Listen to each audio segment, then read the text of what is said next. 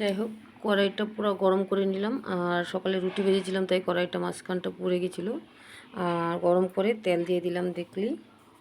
আর তেল দেওয়ার পরে যে মেখে রেখেছিলাম এগুলো সব এখন দিয়ে দিব।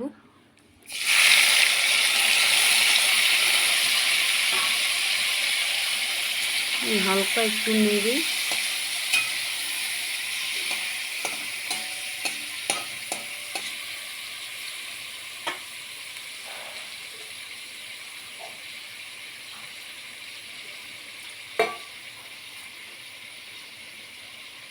আর সামান্য একটু জল দিয়ে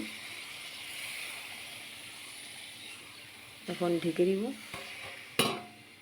তারপরে 10 মিনিট কি 5 মিনিট 6 মিনিট পরে আবার উঠে ফেলবো, একদম মাখা মাখা করে তারপরে নামিয়ে ফেলবো।